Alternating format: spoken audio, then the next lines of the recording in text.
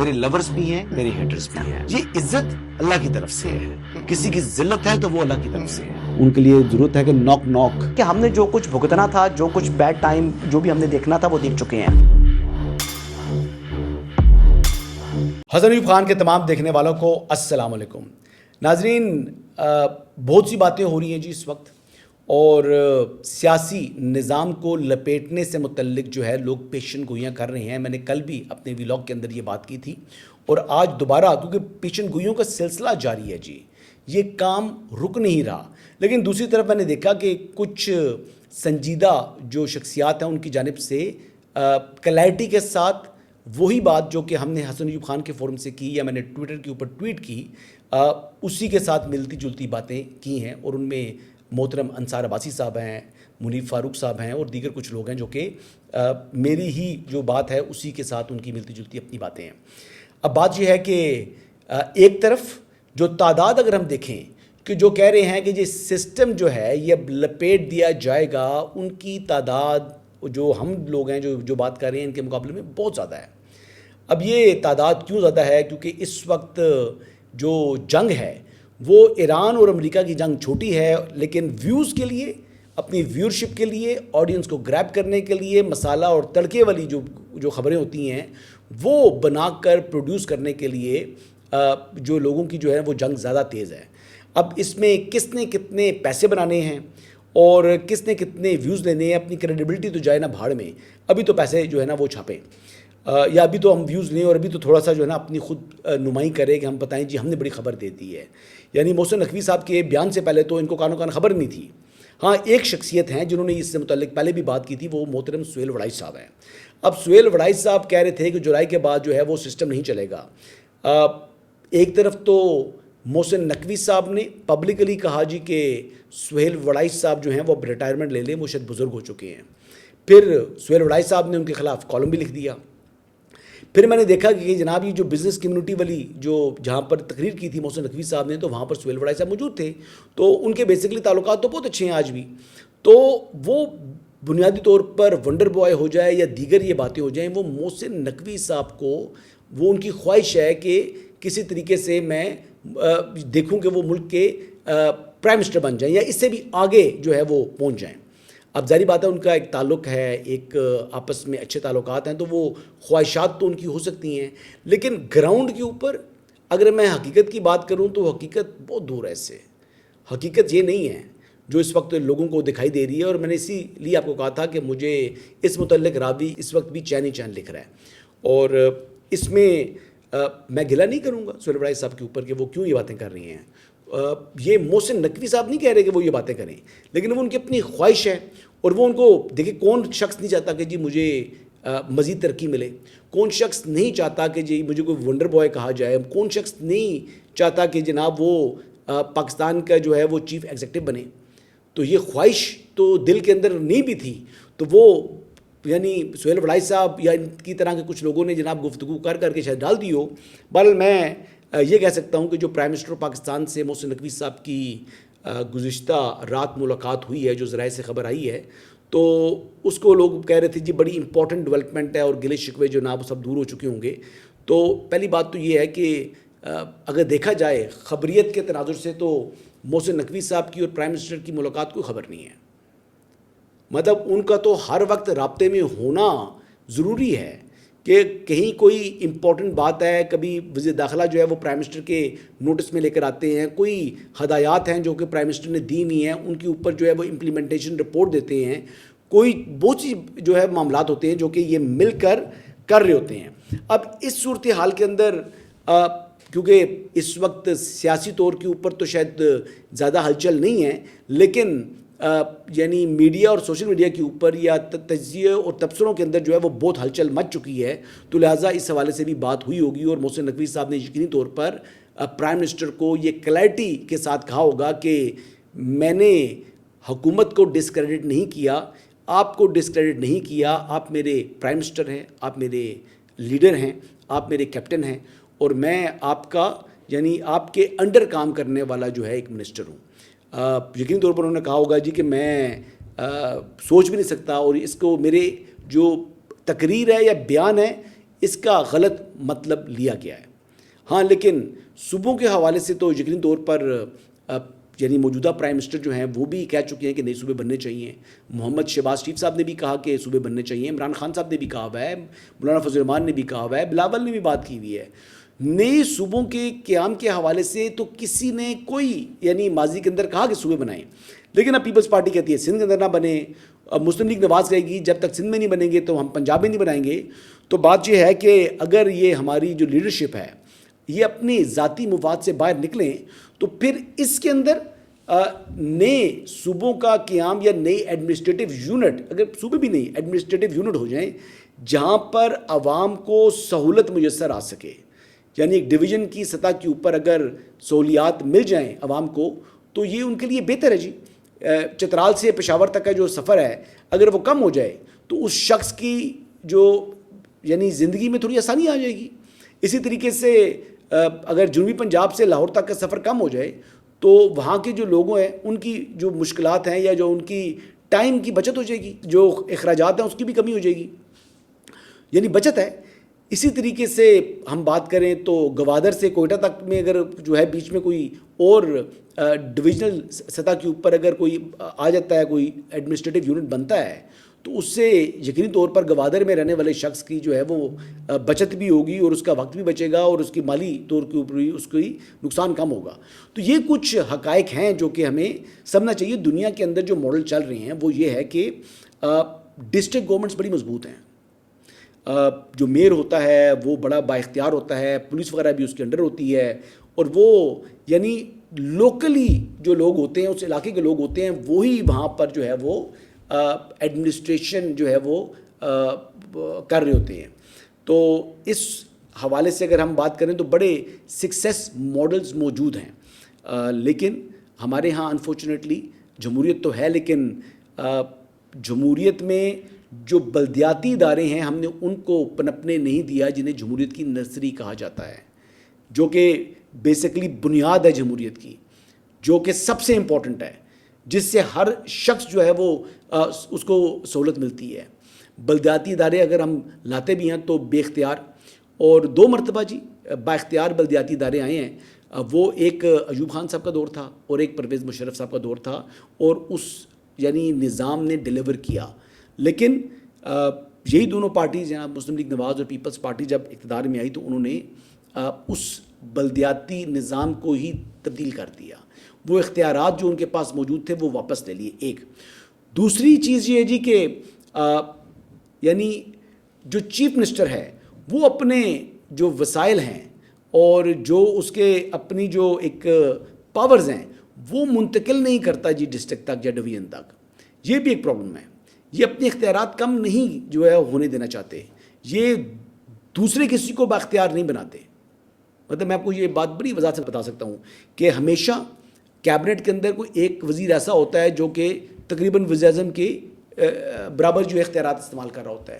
جیسے مسلم لیگ نواز میں جو ہے وہ چودھری نثار علی خان صاحب تھے, جیسے پیپلز پارٹی میں کسی وقت جو ہے وہ فاروق لغاری صاحب تھے. تو اس طرح کے لوگ ہوتے ہیں جن کے پاس بڑا اختیار ہوتا ہے. اس طرح سندھ کے اندر بھی یقینی طور پر کوئی ہوگا, پنجاب کے اندر بھی مریم اورنگزیب صاحبہ سے متعلق لوگ بات کرتے ہیں. تو یہ باتیں چلتی ہیں جی.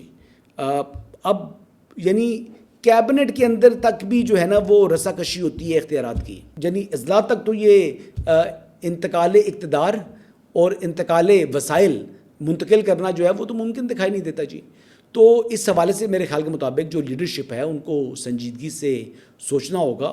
اور جو پرائم منسٹر کے ساتھ 45 منٹ کی جو بتایا جا رہا ہے کہ ملاقات ہوئی ہے محسن نقوی صاحب کی, اس میں انہوں نے جو یعنی ابہام پیدا ہوا ہے ان کی تقریر کے بعد, اس حوالے سے انہوں نے جو ہے یقینی طور پر اپنی وضاحت دی ہوگی, اور اگر کچھ غلط کہہ گئے ہیں تو اس پر انہوں نے کھل کے کہا ہوگا جی کہ میں اس پہ معذرت چاہتا ہوں. یہ بات تو میں کنفرم کر سکتا ہوں کہ محسن نقوی صاحب بڑے ہمبل آدمی ہیں, ان میں ایروگنس نہیں ہے, اور یہ بڑی ایک کوالٹی ہے.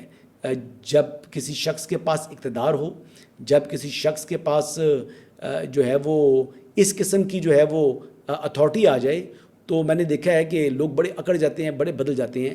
میں نے دیکھا ہے نقوی صاحب ابھی بھی جو ہے نا سر جھکا کر بیٹھے ہوتے ہیں, جا رہے ہوتے ہیں, اور وہ ایک اچھی بات ہے. آج انہوں نے ایک پریس کانفرنس بھی کرنی تھی جی. پہلے پتہ لگا جی کہ وہ پریس کانفرنس کریں گے, پھر پتہ لگا کہ وہ غیر رسمی گفتگو کریں گے, لیکن یہ ہے کہ پریس کانفرنس یا نیوز کانفرنس جو ہے انہوں نے اپنی کینسل کر دی. محسن نقوی صاحب کی جو پچھلی تقریر تھی اس کے اندر جو کہ ڈی جی آئی اسپیار نے کہا کہ نئے صوبوں کے حوالے سے جو ان کا موقف ہے اس کی تو وہ تائید کرتے ہیں, لیکن نظام بیٹھ گیا یا یہ باقی چیزیں ہوگی تو اس کے اوپر انہوں نے کہا کہ ان کی ذاتی رائے ہے. تو اس میں یعنی آپ ڈفرینشیٹ کر سکتے ہیں کہ کون سی بات نقوی صاحب کی جو ڈی جی آئی اسپیار نے انڈورس کی اور کون سی بات سے اظہار لا تعلقی کیا. تو یہ بڑی اس حوالے سے جی وہ کلیئرٹی جو ہے وہ سامنے آ چکی ہے. بہرحال آگے بڑھتے ہیں جی اور بات کرتے ہیں آزاد جموں کشمیر کے صورتحال جو ہے. الیکشن وہاں پر ہو چکے ہیں, مسلم لیگ نواز نے میدان مار لیا. رانا ثناء اللہ صاحب کہتے ہیں کہ ہمیں 23 نشستیں مل چکی ہیں, اب ہم سادہ اکثریت ہمارے پاس آ چکی ہے اور اب ہم حکومت بنا سکتے ہیں بغیر کسی کولیشن کے, بغیر کسی سپورٹ کے.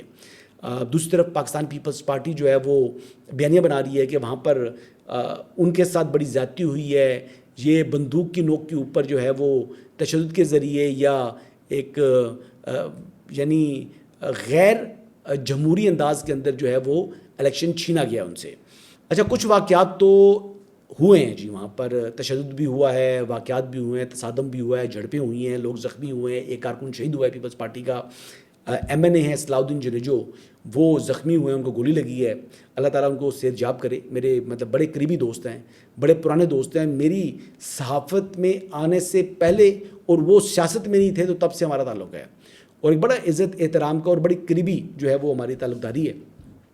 بڑا دکھ ہوا جی, میں ہاسپٹل گیا تھا ان کو یعنی دیکھنے کے لیے بھی, ملاقات بھی ہوئی, پھر رات کو بھی ان کے ساتھ تھا, تو رات کافی لیٹ تک.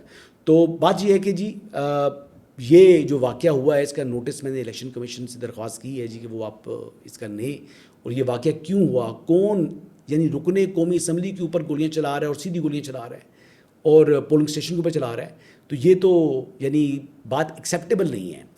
اور یہ لوگ گاڑی سے اترے تو جو میری علاؤدین سے بات ہوئی یعنی صلاح الدین جنیجو سے بات ہوئی تو انہوں نے کہا کہ وہ ایسا لگتا تھا کہ کوئی ملیٹنٹ تھے. انہوں نے کہا جس طریقے کے انہوں نے فائرنگ کی ہے وہ کچھ سیاسی جماعت کا کارکن دکھائی نہیں دے رہے تھے.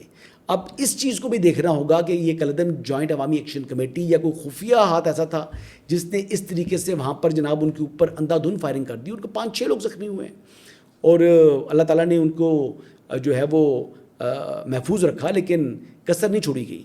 بہرحال جی یہ جو منظم دھاندلی ہے اگر اس حوالے سے بات کریں تو ایسی چیز نہیں ہے. اچھا, اے جے کے اندر اس قسم کے تصادم ہوتے ہیں, لیکن اس مرتبہ ان تصادم کے اندر بھی تھوڑا سا فرق ہے پچھلی باری کے اور اس باری کے جو لڑائیاں جھگڑے ہوئے ہیں.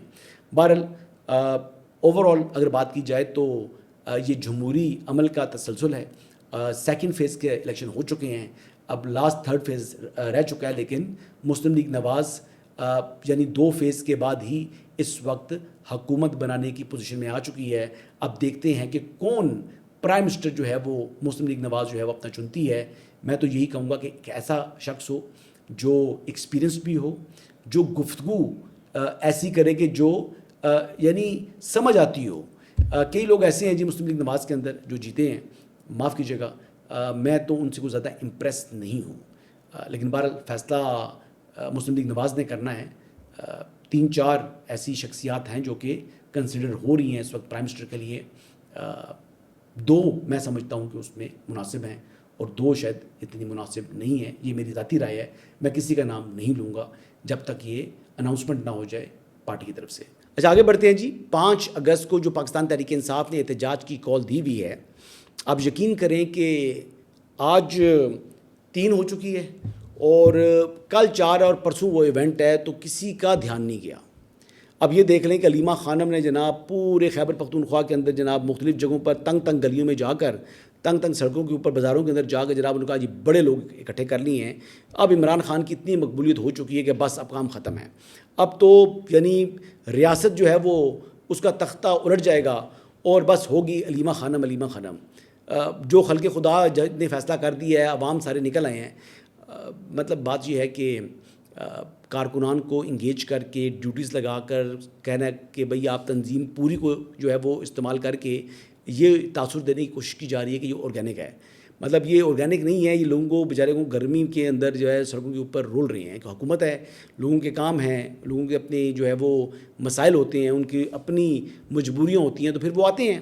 اور کوئی فالوئنگ بھی ہے, میں یہ نہیں کہہ رہا کہ جی عمران خان کی فالوئنگ نہیں ہے, لیکن یہ تاثر دینا کہ جناب یہ پی ٹی آئی کے علاوہ لیکن عمران خان کے لیے جنرل پبلک نکل آئی ہے, جنہوں نے اپنی جناب دکانیں بند کر دی ہیں, بازار جو ہے وہ چھوڑ دیے, جو منڈی میں کام کرتا ہے وہ اٹھ کے سب لوگ جناب وہ عمران خان کے لیے اور علیمہ خانم کی ریلی کے لیے آ گئے ہیں. تو اٹس نتھنگ لائک اٹ. یہ تو کلیم کرتی ہیں 95% ہماری مقبولیت ہے, لیکن ابھی تک جو ٹیمپو بنایا جا رہا ہے وہ وہیں پہ بنایا جا رہا ہے. اور جو پشاور کے اندر جلسہ کریں گے, لیکن ساتھ انہوں نے مینار پاکستان کے اندر جو جلسے سے متعلق بھی درخواست دی تھی ڈپٹی کمشنر کو, جہاں سے فیصلہ نہیں ہوا تو پھر انہوں نے اس چیلنج کیا اس معاملے کو. وہ کہا جی ہمیں اجازت دی جائے, مینار پاکستان پر ہم جلسہ کرنا چاہتے ہیں.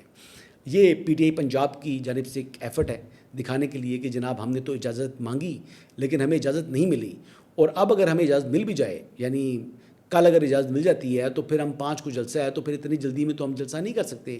تو میرے خیال کے مطابق اگر اجازت مل بھی گئی تب بھی جلسہ کرنے کی اجازت جو ہے وہ عملی طور پر نہیں دی جائے گی, کیونکہ 9 مئی والا بیگیج آج بھی پاکستان تحریک انصاف کیری کر رہی ہے. اور جب تک پاکستان تحریک انصاف 9 مئی کے اوپر یعنی پبلک اپالوجی نہیں کرے گی, تب تک ایک پولیٹیکل پارٹی والا ان کا سٹیٹس ریسٹور نہیں ہوگا. یقینی طور پر بہت سے لوگ پاکستان تحریک انصاف کے اندر ایسے ہیں جنہوں نے سیاست کا آغاز ہی 9 مئی کے بعد کیا ہے. تو میں یہ کہہ رہا ہوں کہ وہ لوگ یعنی وہ سسٹم کے لیے ایکسیپٹیبل ہیں اور وہ یعنی مناسب بات بھی کرتے ہیں, لیکن وہ بیچارے بھی جلسے نہیں کر پا رہے کیونکہ وابستگی ان کی پاکستان تحریک انصاف سے ہے. آپ سمجھیں بات. اور وہ ان سے پہلے والے لوگ جو کر گزرے اور عمران خان صاحب نے جو کرایا ان سے, وہ بیگیج آج بھی برقرار ہے اور یہ برقرار رہے گا. یہ کوئی چیز اس کو جو ہے وہ انڈو نہیں کرے گی جب تک یہ خود یعنی پبلک اپالوجی نہیں کریں گے, یعنی معذرت نہیں کریں گے 9 مئی کے اوپر. افواج پاکستان اسٹیبلشمنٹ اگر چاہیں بھی تب بھی وہ جو ہے یہ قدغن جو لگی ہوئی ہے تحریک انصاف کے اوپر, اس کو لفٹ نہیں کر سکتے, کیونکہ یہ مقدمہ ان کا نہیں ہے, یہ مقدمہ پاکستان کی عوام کا ہے. اور اس حوالے سے کلیئرٹی کے ساتھ D G I S P R بھی بات کر چکے ہیں. تو اب جس طریقے سے آپ دیکھیں کہ 9 مئی والے جو کنوکٹس ہیں وہ آج خیبر پختونخوا کے اندر دندناتے ہوئے گھوم رہے ہیں. عمر ایوب صاحب جناب جو خود اس وقت 2 عدالتوں نے ان کو سنا چکی ہے, وہ جناب نعرہ لگا رہی ہیں وزیر اعظم عمران خان زندہ باد. بھائی آپ یعنی کیا کرنا چاہ رہے ہیں؟ کیا یہ ظاہر کیا علیمہ خانم نے, یہ کیا ظاہر کیا عمر ایوب نے؟ اس طرح بہت سے لوگ ہیں, شبلی فراز صاحب ہیں, زرتاج گل صاحبہ ہیں, یہ لوگ وہاں پر رہ رہے ہیں اور پاکستان کا قانون کیا وہاں پر عمل درآمد نہیں ہوتا یا کہ وہاں پر اپلائی نہیں ہوتا؟ یہ کول و فیل میں تضاد ہے جی. نام ہے تحریک انصاف, لیکن انصاف کا قتل خود کرتے ہیں, پھر مظلوم بنتے ہیں, پھر خود جو فرائض ہیں وہ پورے نہیں کرتے اور اپنے حقوق کی جو ہے نا وہ گردان جو ہے وہ دنیا کو سناتے رہتے ہیں. یہ ان کی جو ہے وہ اصلیت ہے. انہی الفاظ کے ساتھ جی اجازت چاہوں گا, کل دوبارہ آپ سے ملاقات ہوگی. اللہ حافظ.